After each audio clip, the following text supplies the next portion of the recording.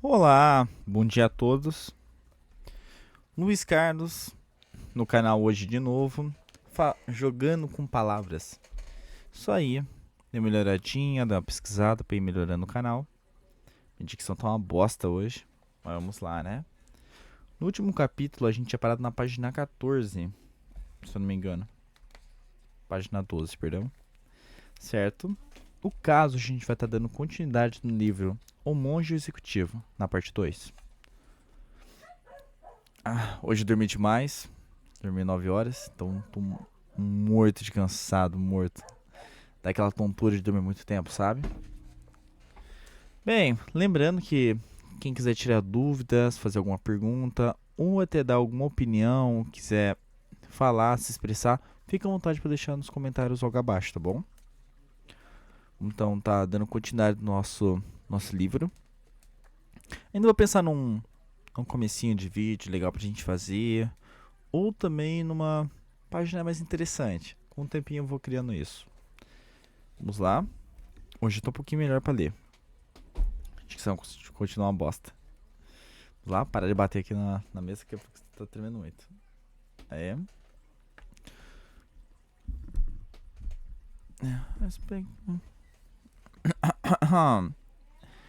Vamos lá, a gente para na parte peguei a maleta. Então, vamos lá. Nem liguem a referência aos sons que estão em volta, porque eu tenho em casa, né? Então normal tem muito som. Peguei a maleta. Eu me dirigi ao edifício da entrada. Lá encontrei uma área de recepção mobiliada com simplicidade, muito limpa, onde um homem de meia idade falava ao telefone. Ele usava um hábito preto preso na cintura com um cordão. Assim que desligou o telefone, voltou-se para mim e apertou minha mão calorosamente. Sou o Padre Peter. Ajudou a dirigir a casa de hóspedes. Você deve ser o John. Dele. Sou eu mesmo, Peter. Como é que você sabia? Respondi, não querendo tratá-lo como pobre. Padre. Apenas um palpite baseado no formulário que seu pastor nos enviou. Ele respondeu com um sorriso caloroso. Com a cabeça tudo torta. Uhum. Quem é esse encarregado daqui? O gerente dentro de mim queria saber. Irmão James é nosso reitor há anos. O que é um reitor? O reitor é o líder que elegemos. Ele que dá a palavra final de todos os assuntos referidos a uma pequena comunidade. Talvez você tenha a oportunidade de conhecê-lo. Eu gostaria de pedir um quarto solteiro para essa semana, Peter, se possível. Todo esse trabalho para fazer, gostaria de ter alguma privacidade. Infelizmente, John, temos apenas 3 quartos lá em cima. Os hóspedes dessa semana são 3 homens e 3 mulheres. O que significa que as mulheres ficarão no quarto número 1. O maior de todos, o hóspede do exército, ficará com o quarto número 2, só para ele. Você dividirá o do número 3 com Lil Burney. Ele é ministro batista de Pewauk, sei lá ler isso, de Wisconsin. Lee chegou há 2 horas e já está instalado. Queria saber mais alguma coisa? Quais são as festividades programadas para essa semana? A pergunta era meio sarcástica. Além das 5 cerimônias religiosas diárias, teremos aulas durante 7 dias, começando amanhã de manhã e continuando até amanhã do sábado.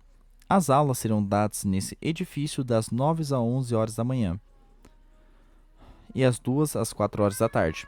Nas horas vagas, você pode passear, ler, estudar, conversar com nossos guias espirituais.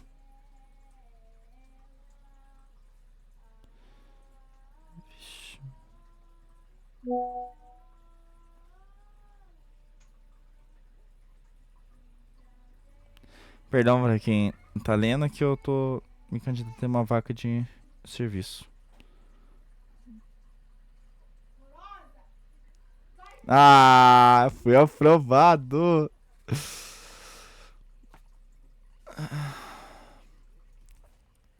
Yes! Ai, vou ler até mais animado agora. Ah, que animação do caramba.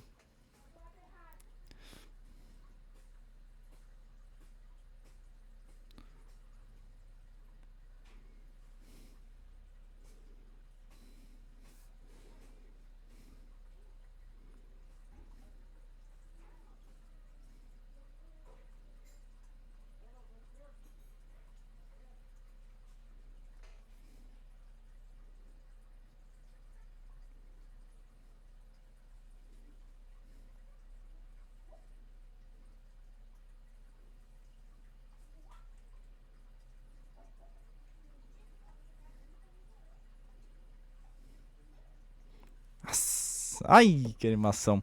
Bem, vamos dar continuidade no nosso livro, né? O hóspede... Oh, vamos lá. Até me perdi onde a gente estava. Quais são as festividades programadas para essa semana? A pergunta era meio sarcástica. Além das 5 cerimônias religiosas diárias, teríamos aulas durante 7 dias, começando amanhã de manhã e continuando até amanhã do sábado. As aulas serão dadas nesse edifício, das 9 a 11 horas da manhã e das 2 a 4 horas da tarde. Nas horas vagas, você pode passear, ler, estudar, conversar com nossos guias espirituais, descansar ou fazer o que desejar. A única área interditada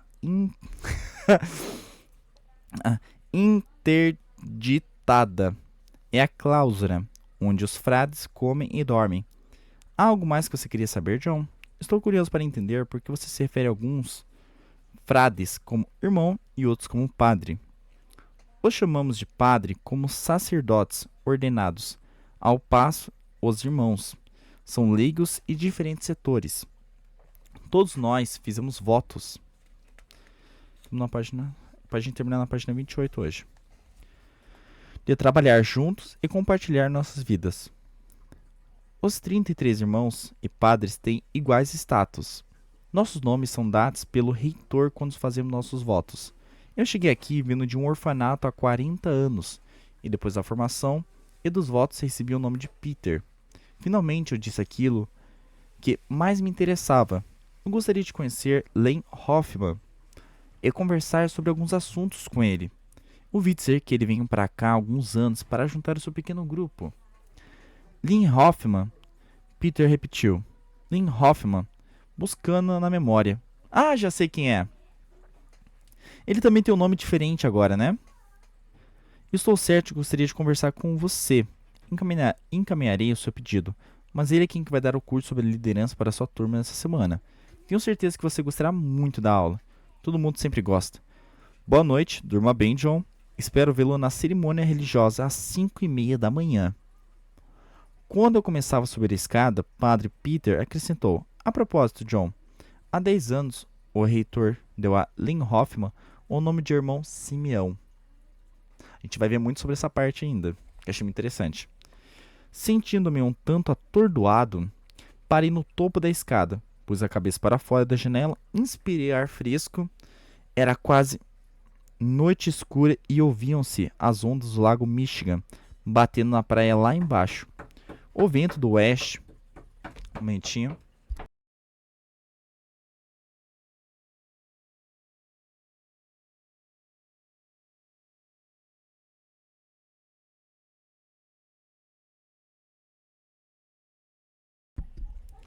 Lá dando continuidade. O vento do oeste uivava e as folhas secas do outono produziam nas árvores enormes com o som que amava desde criança. Podia ver clarões e relâmpagos no horizonte, sobre o lago enorme e escuro. Também ouvia os sons distantes e trovantes. Trovoadas. Tinha uma sensação estranha, não desconfortável ou assustadora. Apenas uma sensação que já tinha vivido um momento semelhante. Irmão Simeão?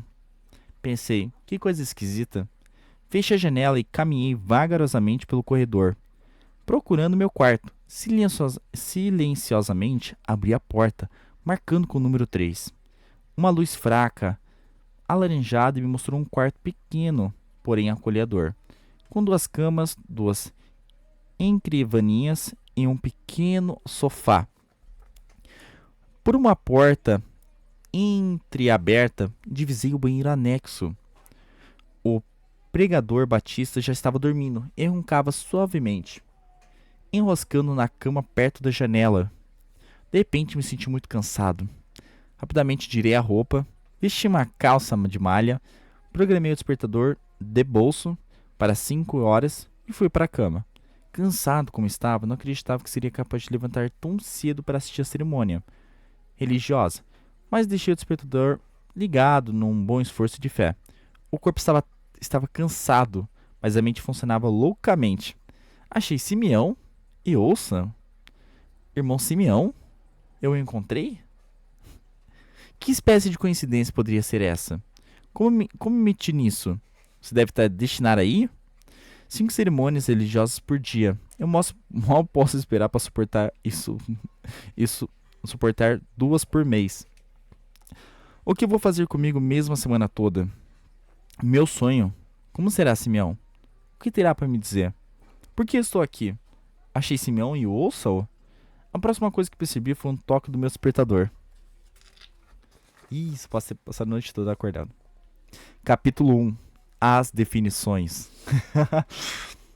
Estar no poder é como ser uma dama. Se estiver que lembrar das pessoas que você é, você não é. Bom dia, meu companheiro de quarto. Alegremente me disse. Ainda na cama, antes mesmo que eu desligasse meu despertador. Sou sou o pastor Lee, de Wisconsin. E você quem é? John Daly. Prazer em conhecê-lo, Lee. Eu não quis chamá-lo de pastor. É melhor nos vestirmos, se é que vamos à cerimônia das 5:30. Vá em frente, eu vou dormir mais um pouquinho, resmunguei, tentando parecer sonolento. Fique à vontade, parceiro. Vestiu-se e saiu em minutos. Virei de lado, cobri a cabeça com o travesseiro, mas logo descobri que estava bem desperto e sentindo um pouco de culpa. Então rapidamente me levantei. Lavei, me vesti e saí para procurar a capela. Ainda estava escuro e o chão molhado da tempestade que deveria ter caído à noite. Eu mal conseguia ver a sinoleta do campanário, desenhada contra o céu da madrugada. No caminho para a capela, uma vez dentro, descobri que a estrutura de madeira velha e octogonal estava impecavelmente conservada. As paredes eram lindamente adornadas com janelas de vidro colorido, cada um retratando uma cena diferente. Um teto alto, como a de uma catedral, se erguia acima das 6 paredes e convergia do centro para formar o campanário. Havia centenas de velas queimando por todo o santuário, espalhando sombras nas paredes e nos vidros coloridos, criando um interesse caleidoscópio de formas e matrizes. Do lado oposto à porta, entrava via um altar simples, constituído de uma pequena mesa de madeira com vários implementos, usados durante a missa. Bem em frente ao altar e formando um semicírculo em torno deles, dispunham-se de 3 fileiras de 11 cadeiras, simples de madeira, destinados a 33 frades. Apenas uma das cadeiras, com um grande crucifixo entalhado no espaldar, tinha braços. Acho que eu tô ficando até confuso, né? Tem que ler com mais calma. Perdão, vou ler um pouquinho mais calmo. Reservando para o reitor, pensei. Ao longo de uma das paredes adjacentes ao altar haviam 6 cadeiras dobráveis que eu reduzi serem para o uso dos participantes do retiro. Silenciosamente, me encaminhei para uma das 3 cadeiras vazias e me sentei. Meu relógio marcava 5:25, mas apenas metade das 39 cadeiras estava ocupada.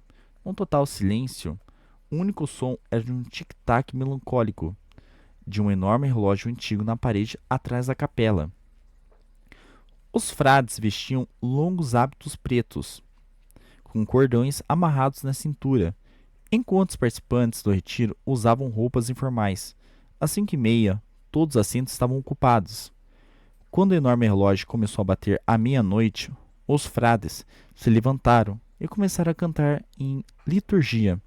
Felizmente, em inglês, os participantes do retiro receberam folhetos para acompanhar, mas eu me vi perdido virando as páginas para frente e para trás. Numa tentativa inútil de procurar o texto entre as várias seções de antífonas, salmos, hinos e respostas cantadas, finalmente desisti de procurar e fiquei apenas sentado ouvindo o canto gregoriano que gostaria especialmente. Depois de aproximadamente 20 minutos, a cerimônia terminou tão repentinamente quanto havia começado, e os frades seguiam o reitor para fora da igreja, em fila indiana. Olhei para os rostos, tentando distinguir Lynn Hoffman qual deles seriam? Nossa, eu leio muito mal. Logo depois, a cerimônia religiosa caminha em direção à pequena biblioteca, bem pertinho da capela. Queria fazer uma pesquisa na internet e um frade velho, extremamente solícito, me mostrou como conectar. Havia mais de 1000 itens sobre Lynn Hoffman. Depois de uma hora de busca, encontrei um artigo sobre ele em um número de revista da Fortune, de 10 anos atrás, e eu li fascinado. Lynn Hoffman formou-se em administração de empresa pela faculdade Lake Forest State, eu não sei ler inglês, em 1941. Pouco depois, os japoneses atacavam Pearl Harbor, tirando a vida de seu melhor amigo de infância. Um golpe arrasador que levou a juntar-se aos milhares de jovens que ali estavam nessa ocasião. Hoffman entrou para a Marinha como oficial comissionado e rapidamente galgou postos até ser promovido a comandante de uma lancha destinada a patrulhar as ilhas Filipinas. Em missão da rotina, mandavam-no prender uma dúzia de japoneses, inclusive 3 oficiais que haviam rendido depois de uma luta feroz com sua área de patrulhamento. Hoffman recebeu uma ordem de mandar os oficiais japoneses, esses homens, a se despirem para serem algemados, colocados na lancha patrulheira e transportados para um destroyer afastado alguns quilômetros da costa. Apesar de animosidade que pudesse ter em relação aos japoneses que tinham matado seu amigo em Pearl Harbor, Hoffman impediu que os oficiais e seus homens fossem humilhados e permitiu que fossem transportados sob vigilância, mas vestidos com seus uniformes. Beber aquela água, né? Daquela relaxada.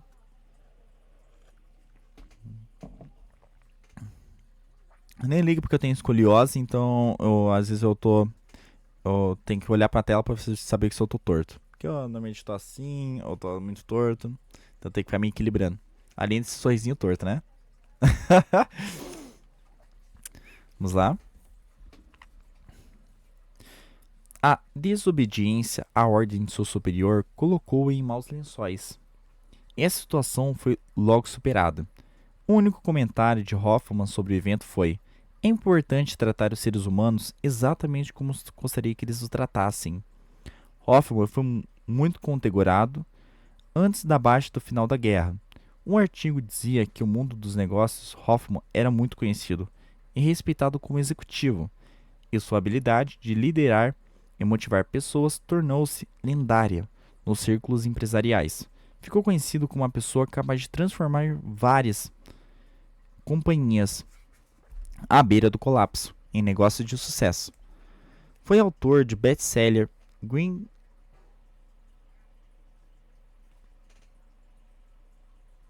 Só um momentinho.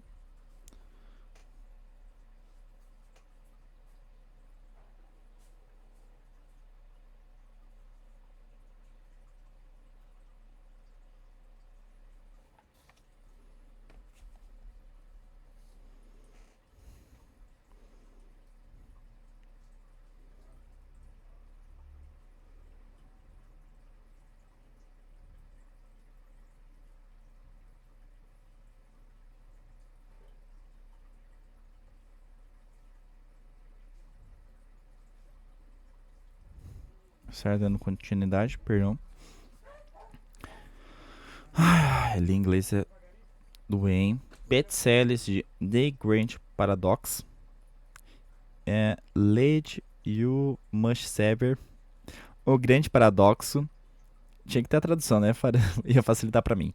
Para liderar, você deve primeiro servir.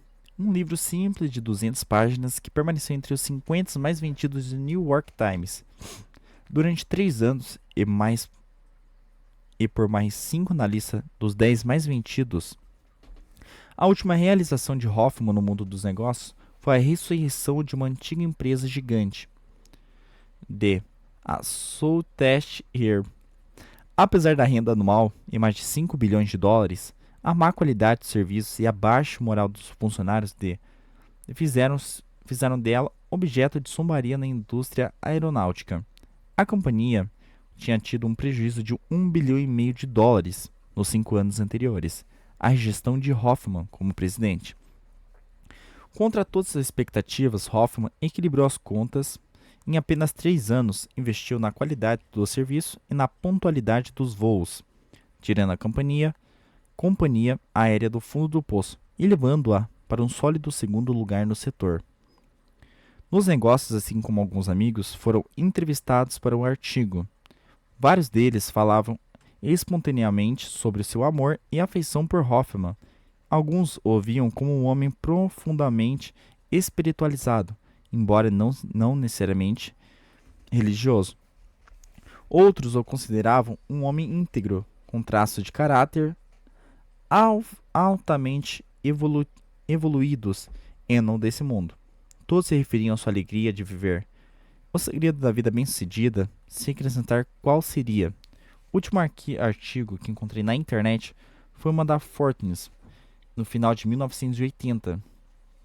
Ele dizia que, aos 60 e poucos anos, no topo da carreira bem-sucedida, Hoffman demitirá-se e desaparecerá.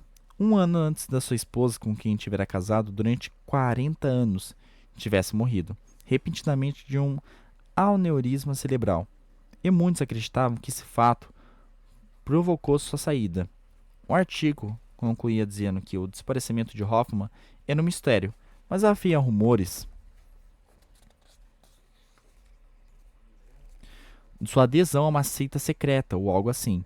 Seus 5 filhos, todos casados e com filhos, não forneciam informações sobre o seu paradeiro, apenas dizendo que ele estava feliz, saudável e que queria ficar sozinho.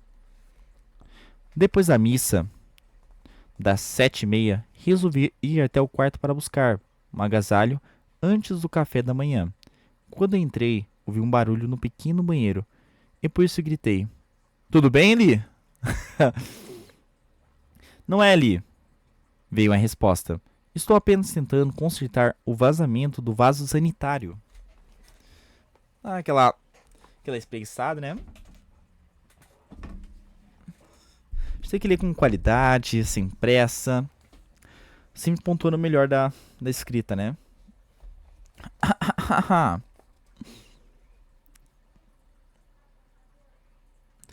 Vamos lá. Meti a cabeça para dentro do banheiro e me deparei com um frade idoso. Dei 4 no chão, mexendo nos canos do vaso sanitário.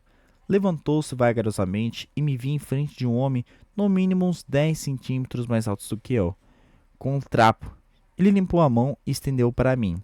"Alô, sou o irmão Simeão. Prazer em conhecê-lo, John." Era Lynn Hoffman. Mais velhos do que na foto da internet, com o rosto enrugado, maçãs do rosto salientes, queixo e nariz proeminentes e cabelos brancos um pouco compridos. Um copo firme e enxuto, a face ligeiramente rosada. Mas o que mais me impressionou foram seus olhos, claros, penetrantes, de um azul profundo. Eram os olhos mais acolhedores e cheios de compaixão que já tinha visto. O rosto enrugado e seus cabelos brancos eram de um velho, mas os olhos espíritos cintilavam e emanavam uma energia que só era experimentada quando criança. Minha mão se sentiu pequena em sua mão enorme e poderosa. E eu abaixei os olhos para o chão. Embaraçado, ali estava uma linda do mundo dos negócios. Alguém que ganhava uma fortuna por ano, no auge de sua carreira, consertando-se um vaso sanitário? "Olá, John." "John Daly. Muito prazer em conhecê-lo." Apresentei-me. "Ah, sim, você é o John, né?" Padre Peter, me disse que você queria me encontrar." "Claro, mas só se o senhor tiver tempo."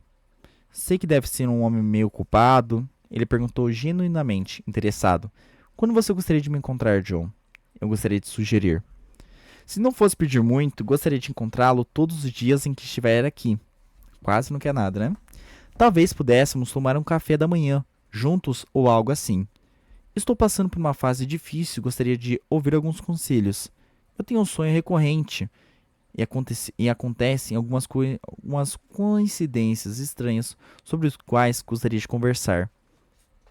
Eu mal podia acreditar que essas palavras tinham saído da minha boca. Eu, o senhor, sabe tudo, dizendo que o homem que passava por dificuldades, que precisava de conselhos? Estava surpreso comigo mesmo e com o Simeão. Certo? Nem ligado, vocês tomam uma paradinha que eu tô dando uma olhada em volta pra ver se tá tudo certo. Em menos de 30 segundos com esse homem, minha arrogância já tinha baixado. Vou ver o que posso fazer, John. Sabe, os frades fazem uma refeição juntos na cláusula, e eu precisaria de permissão especial para juntar-me a você. Nosso reitor, irmão James, geralmente aceita bem esse tipo de pedido, até obter permissão. Que tal se nós nos encontrássemos às 5 da manhã na capela, antes da primeira cerimônia? Isso nos daria tempo para... Embora 5 da manhã me pareça bastante duro, não hesitei em interrompê-lo. Eu gostaria muito. Mas agora preciso terminar esse serviço, para não me atrasar para o café da manhã. Verei você na sala de aula, às 9 em ponto. Até lá então, me disse sem jeito, saindo do banheiro. Agarrei-o pelo agasalho e desci para o café da manhã, sentindo-me um tanto quanto assustado. Aqui. Naquela primeira manhã de domingo, cheguei 5 minutos antes do almoço da aula. Foi um prazer encontrar uma sala moderna e confortável.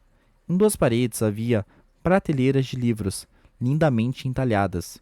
No outro lado da sala, também para o lado de Michigan, havia uma lareira de pedra e madeira branca e perfumada. O chão era coberto por um carpete rústico, bem cuidado, o que emprestava aconchego à sala. Haviam 2 sofás velhos e confortáveis. Uma cadeira reclinável e um par de cadeiras de madeiras. Era empaltar reto e assento em estofado, todos dispostos em círculos. Quando cheguei, Simeão estava de pé, ao lado da janela que dava para o lago, aparentemente imerso em profundos pensamentos. Os outros 5 participantes já estavam sentados em torno do círculo. Eu ocupei um dos sofás ao lado do meu companheiro de quarto. Quando o grande relógio soou 9 vezes, Simeão puxou uma cadeira de madeira em direção ao pequeno grupo. Bom dia, sou Simeão. Sou o irmão Simeão.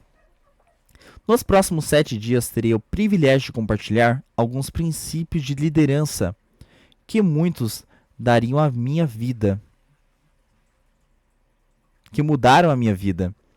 Quero que saibam que fico impressionado quando penso em saber que eu tive de presentes nessa sala. E estou ansioso para aprender com vocês. Pensem nisso. Se fôssemos somar todos os anos de experiência de liderança presentes nesse círculo, quantos anos vocês acham que teríamos? Provavelmente um século ou 2.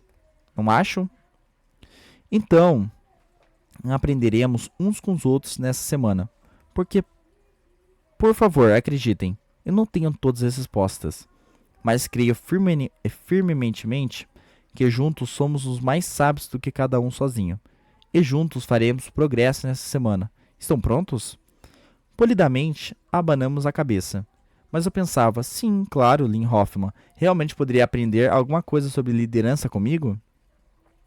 Simeão pediu para cada um dos 6 se apresentassem, brevemente e me dissesse as razões que os levaram a participar do retiro.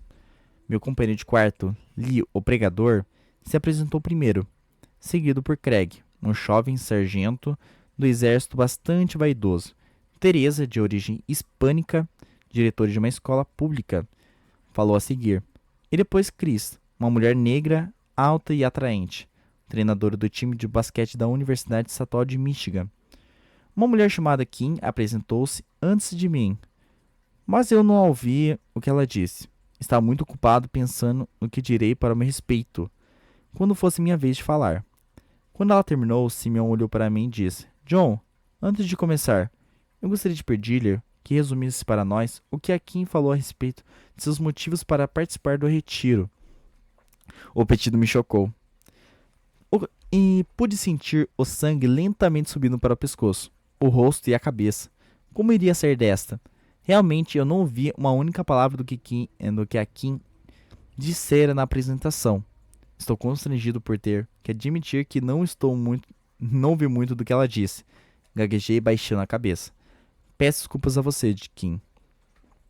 Estou constrangido por ter que admitir que não ouvi muito do que ela disse. Ah, obrigado por sua honestidade, John. Simeon respondeu. Ouvir é uma das habilidades mais importantes que o líder pode escolher para desenvolver. Falaremos mais sobre isso essa semana. Vou melhorar, prometi. Quando terminei minha breve apresentação, Simeão disse: durante esta semana, enquanto estivermos juntos, existe apenas uma regra. Quero que vocês me prometam que falarão sempre que tiverem vontade. O que significa ter vontade de falar? O sargento perguntou ceticamente. Acho que você reconhecerá a vontade quando ela vier. Greg muitas vezes é uma sensação de ansiedade que nos faz remexer na cadeira. O coração bate um pouco mais depressa, ou as palmas das mãos suam. É aquela sensação de que você tem uma contribuição para dar. Não tentem negar nem bloquear essa sensação durante essa semana. Mesmo quando acharem que o grupo não pode querer ouvir o que vocês têm a dizer, se sentirem vontade de falar, falem. A regra oposta também se aplica. Se não tiverem vontade de falar, talvez seja melhor se absterem.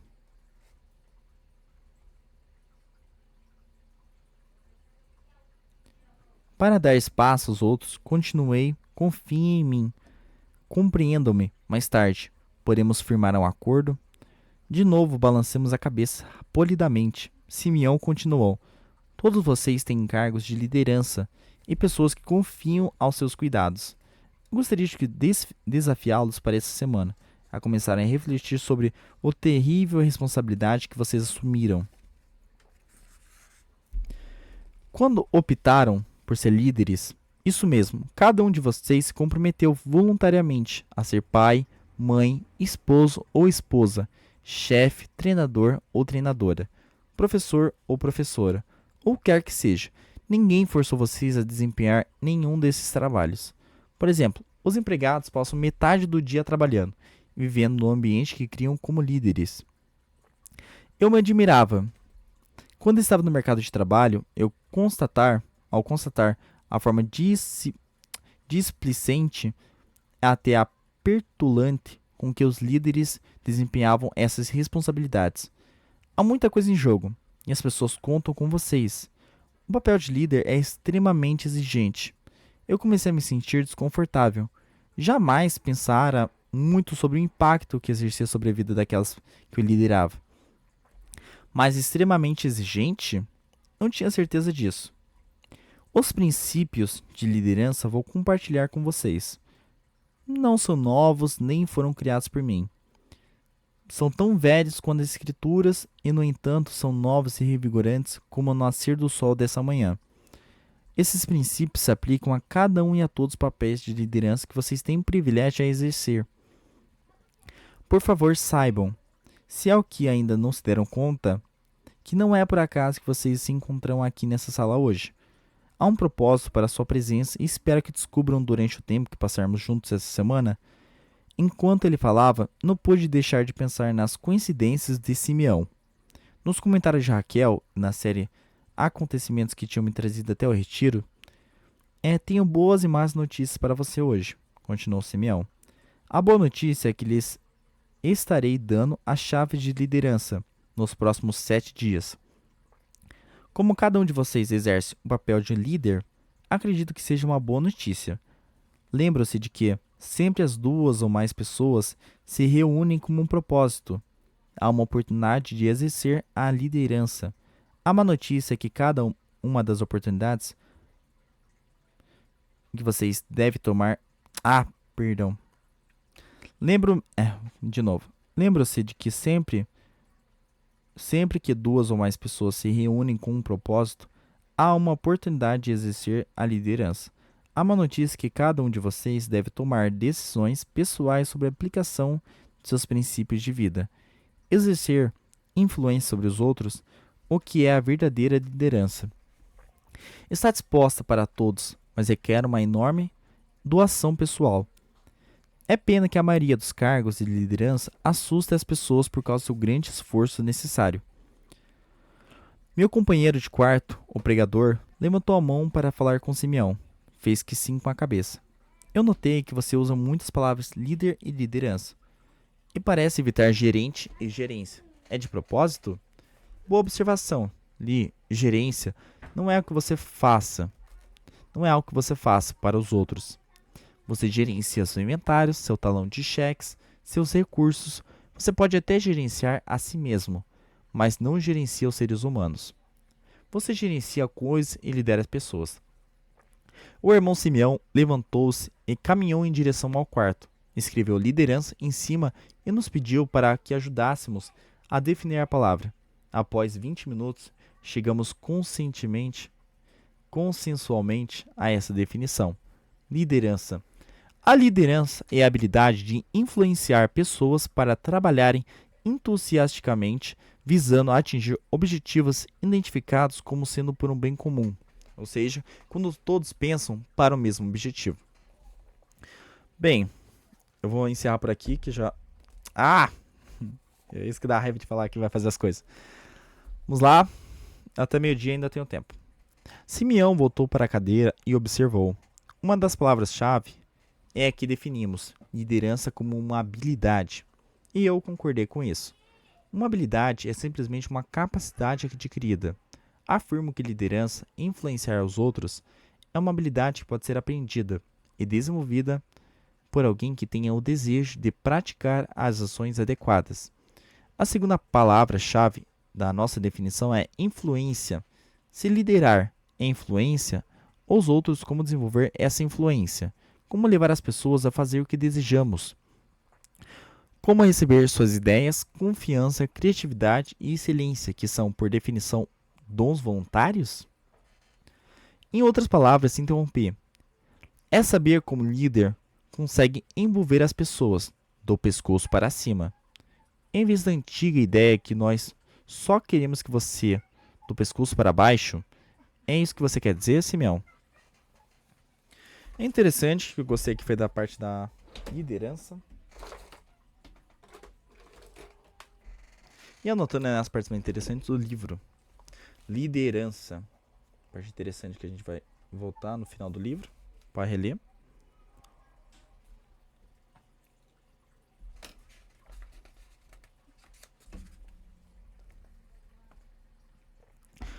Precisamente, John, para compreender melhor como se desenvolve esse tipo de influência, é fundamental compreender a diferença entre poder e autoridade.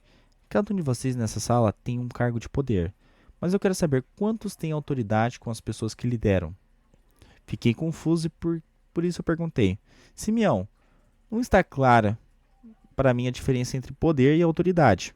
Ajude-me a entender. Com prazer, John, Simeão respondeu. Um dos fundadores da sociologia, Max Weber, escreveu há muitos anos um livro chamado A Teoria da Organização Econômica e Social. Nesse livro, Weber anunciou as diferenças entre poder e autoridade. E essas definições ainda são amplamente usadas até hoje. Vou parafrasear Weber, o melhor que puder. Simeão voltou para o quadro e escreveu: Poder é a faculdade de forçar ou coagir alguém a fazer a sua vontade, por causa da sua posição ou força, mesmo que a pessoa preferisse não o fazer. Todos sabemos como que é o poder, não é? O mundo está cheio disso.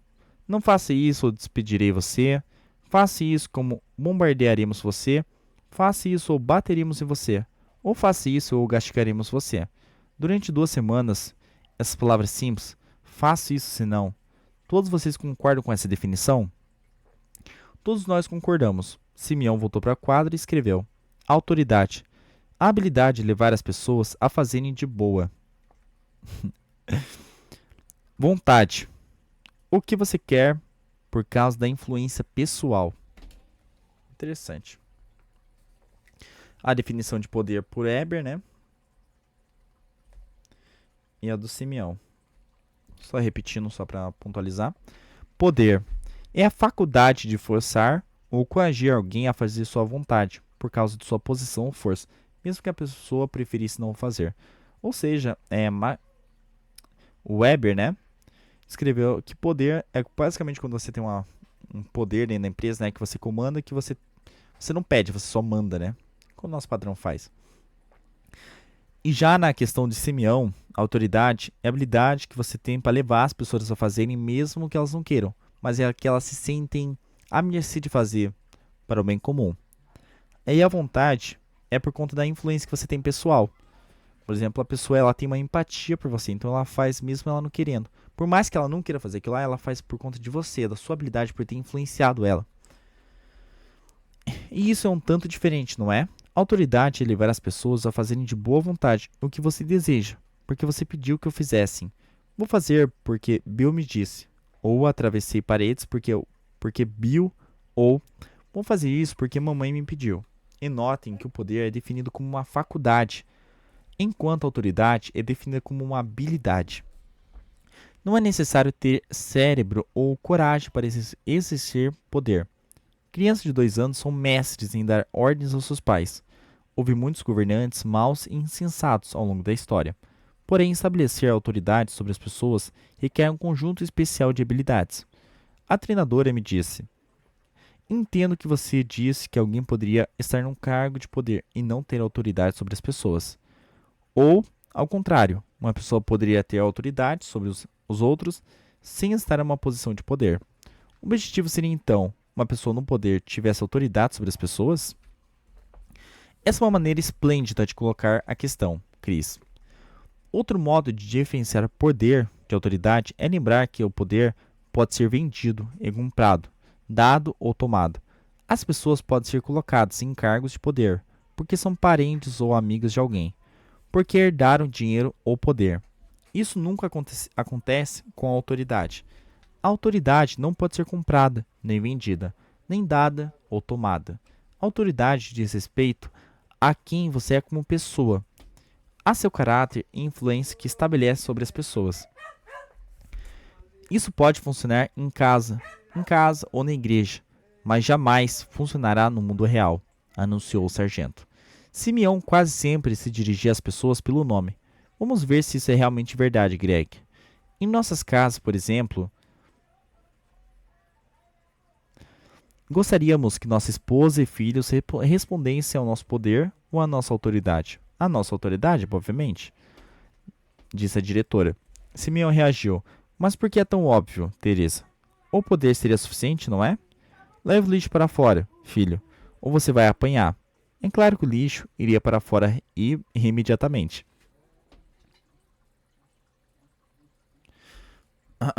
Kim, que só na segunda vez que falou fiquei sabendo que era a enfermeira-chefe do centro neonatal do Hospital Providência no sul do estado, interrompeu dizendo. Mas por quanto tempo isso? Logo o filho crescerá e se rebelará. Beleza, vamos parar na página 28, que nem a gente prometeu. Ah, está no finalzinho, né? Por que não terminar? Exatamente, Kim. Porque o poder corrói os relacionamentos. Você é capaz de obter algum proveito do poder ou realizar coisas, mas com o passar do tempo, ele se torna muito danoso para os relacionamentos. O fenômeno que ocorre frequentemente com os adolescentes, que chamamos de rebelião, é muitas vezes uma reação ao poder que os dominou dentro de suas casas por muito tempo. A mesma coisa acontece com os negócios, a inquietação de um empregado e muitas vezes a rebelião disfarçada. De repente, senti náuseas ao pensar no comportamento do meu filho e no movimento sindicalista lá da fábrica. Claro, Simeão continuou, a maioria das pessoas sensatas concordaria que liderar com autoridade é importante para as nossas casas. Mas que tal uma instituição de voluntários? Lia, você é pastor de uma igreja e deve lidar com muitos voluntários. É isso mesmo? Sim, de fato, o pregador respondeu. Você diria, Lee, que os voluntários têm a probabilidade de responder ao poder ou à autoridade? Safado. Rindo, Lee afirmou. Se tentássemos usar o poder com os voluntários, certamente eles não iriam conosco por muito tempo. Claro que não ficariam, Simeão prosseguiu. Eles só são voluntários em uma organização que satisfaz suas necessidades. Então, que tal o mundo dos negócios? Lidamos com voluntários no mundo dos negócios? Tive de pensar nisso por um minuto. Minha primeira reação foi responder: claro, eles não são voluntários. Mas Simeão me fez repensar. Pense nisso. Podemos alugar suas mãos, braços, pernas ou costas, e o mercado nos ajudará a determinar o aluguel a pagar. Mas será que eles não são voluntários no sentido literal da palavra? Eles têm liberdade para sair, podem atravessar a rua e ir ao mercado do outro empregador, que lhes pague mais 50 centavos por hora ou até 50 centavos menos. Se realmente não gostam de nós, claro que podem. E é o que você me diz, seus e o que é que você me diz de seus corações, mentes, compromisso, criatividade e ideias. Esses dons não são voluntários? Você pode determinar ou exigir compromisso, excelência, criatividade. E por aqui eu encerro porque eu tô com a dicção uma merda hoje. A gente vai parar na página 29, no início. Vamos lá. Peço perdão aqui quem leu. Eu tô com a cara de cansado porque eu passo muito tempo na frente do computador, né? Estudando, trabalhando na frente do computador. E aí fica essa cara de cansado, acabado, né? Então, pra quem assistiu até aqui, muito obrigado novamente por estar acompanhando a nossa série. No próximo, provavelmente eu vou ter um vídeo já, um pouco melhor, com uma qualidade melhor. Eu gostaria de fazer isso à noite, mas à noite já estou muito cansado e como eu trabalho falando, chega no final da noite e eu não tenho mais comunicação, não tenho mais maneiras de eu conseguir terminar de falar tudo.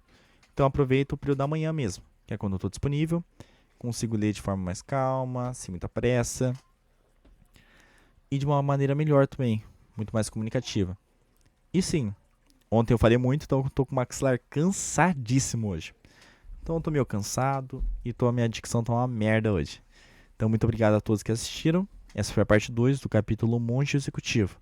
Amanhã, pela manhã, vou estar fazendo a parte 3 e assim consecutivamente. Vou definir uma quantidade de páginas ao certo, mas pretendo fazer umas 10, 15. Vou ler um pouco mais rápido durante as sessões, porque senão a gente vai demorar muitas horas. Então até mais, muito obrigado quem assistiu. Assista o canal, qualquer coisinha deixa no comentário que eu vou estar respondendo quem assistiu, tá bom? Muito obrigado.